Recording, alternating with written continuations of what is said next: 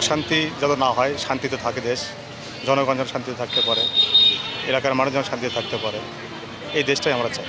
মাদকমুক্ত সমাজ হলে পরিবেশ ভালো থাকবে, মানুষ ভালো থাকবে, দেশ ভালো থাকবে, এটাই সবচেয়ে বড় কথা।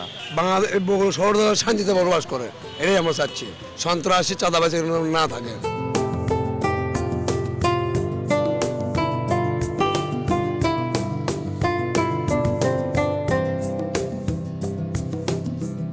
পৌর সমাজের নিয়ম অনুসারে জায়গা ছাইরা যে বাড়ি করা লাগবে, এটা যাতে তারা মানে বা মানতে বাধ্য করানো হয়। সর্বস্তরের জায়গায় আমাদের গ্যাস সাপ্লাই থাকে, তাহলে আমাদের জন্য আসলে জীবন পরিচালনা একটু সহজ হয়ে যাবে। এখন বর্তমান প্রেক্ষাপটে আপনার স্বাস্থ্যসেবাটা খুব সহজলভ্য, কারণ আনাচে কোনাচে যেখানে যাচ্ছি ডায়াগনোসিস সেন্টার বা এখানে 250 শয্যা মোহাম্মদ আলী হাসপাতাল আছে। দোকানে যাই, সার দিয়ে এক বস্তা, ড্যাব দিয়ে এক বস্তা, কত করে বলে এত করে দিয়ে আমরা নিয়ে আসি। ওর তো চার্জ টাঙিয়ে যায়নি যে এই চার্জ অনুযায়ী লওয়া লাগবে, আমার তিনি দোকানদাররা যা চায় সেটা দিয়ে আমরা কিনে নিয়ে আসি।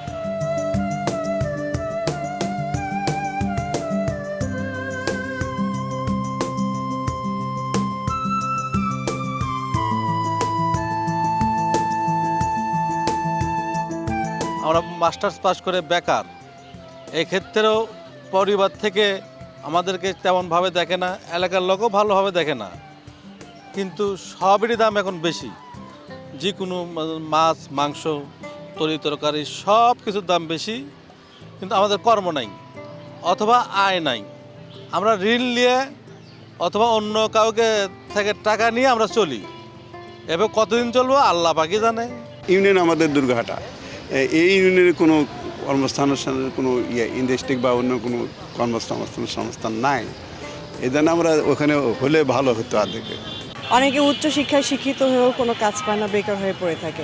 বগুড়াতে যদি শিল্পায়ন হয়, তাহলে বগুড়ার যত শিক্ষিত বেকার যুবক বসে আছে, কোনো কাজ পায় না, তাদের জন্য অনেক উপকার হবে, কর্মসংস্থানের সুযোগ হবে, অর্থনৈতিক দিক থেকেও সবাই অনেক উন্নতি হবে।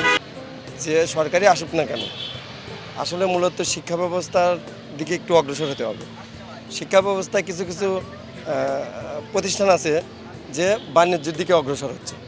এই স্পেসিফিক একটা এলাকা না, ওভারঅল এখন বাংলাদেশের 64টা ডিস্ট্রিক্টের একই অবস্থা। আপনি ব্যাংকের ছাতার মতো কোচিং ব্যবসা গজায় উঠছে, এখানে নাই কোনো গভর্নমেন্টের নিয়ন্ত্রণ নাই। আপনার শিক্ষা মানে এডুকেশন সিস্টেমটাই একবারে জিরো থেকে টপ লেভেল পর্যন্ত করাপ্টেড। এখন সেশন ফি তো এর আগে রিট করলো, রিটের রায় দিল, তারপরেও কিছু করতে পারতেছে না গভর্নমেন্ট কি তাহলে কি ইয়ার কাছে জিম্মি নাকি?